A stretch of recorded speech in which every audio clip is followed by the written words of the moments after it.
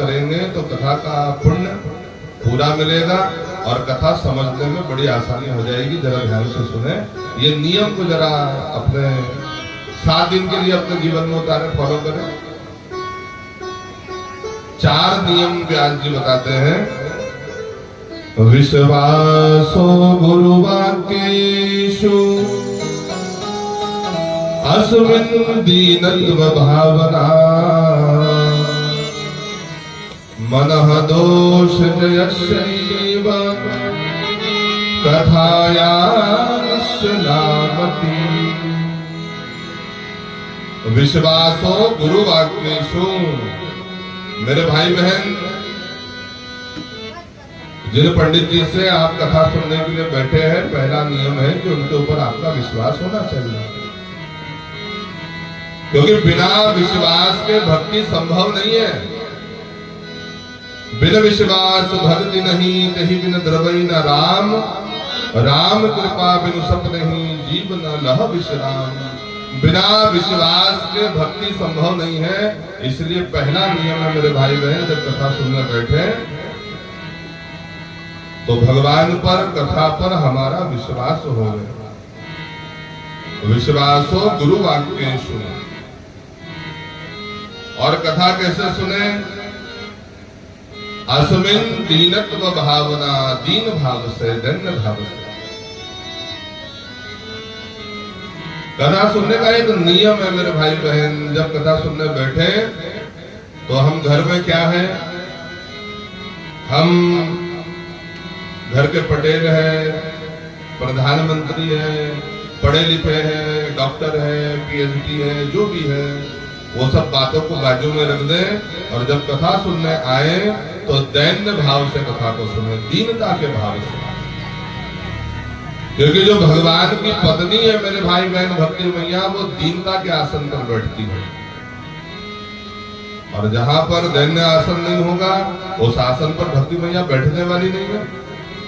और आसन अनुकूल होना चाहिए। देखिए, हमारे बैठने के लिए व्यास मंच लगाया गया है, टिकने के लिए ये तकिया लगाया गया है, आप लोगों के लिए कुर्सी लगाई गई है, गद्दे लगाए गए हैं, चटाई डाली गई है। क्यों डाली गई है? ताकि आप आसानी से, आराम से बैठ सकें। बैठक अनुकूल होना चाहिए मेरे भाई बहन। अगर बैठक अनुकूल नहीं होगी तो ज्यादा देर नहीं बैठ पाओगे। और वैसे ही मेरे भाई बहन, जो भक्ति मैया का आसन है वो दीनता का आसन है।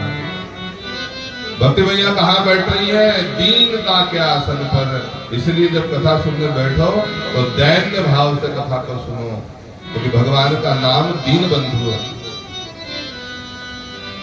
भगवान का नाम दीन बंधु है मेरे भाई बहन। और जब तक के तुम भक्तों के अंदर दीनता का भाव नहीं होएगा, तब तक के वो भगवान कृपा करने वाला नहीं है, जब तक के वो भक्ति मैया आने वाली नहीं है, भक्ति संभव नहीं है।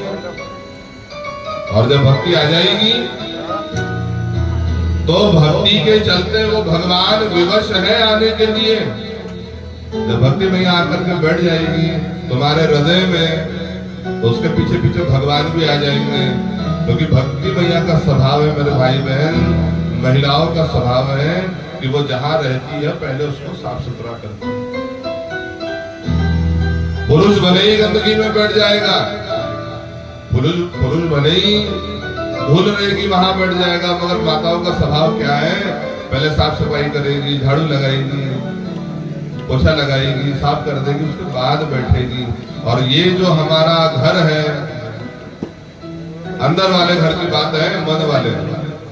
अब ये जरा गंदा है, काम क्रोध मत लोग इसके अंदर बैठा हुआ है। और जो भक्ति मैया आएगी तो पहले तो भक्ति मैया उस गंदगी को साफ कर देगी।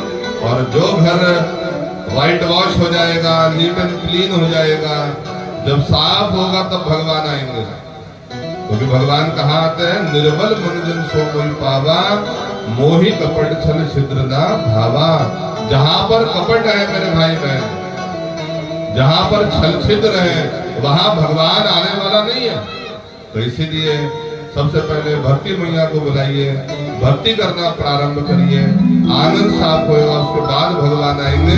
तो सब मिलकर के गाओ, हमने आंगन नहीं बुहारा, चंचल मन को नहीं सुधारा, कैसे आएंगे भगवान, कैसे आएंगे भगवान।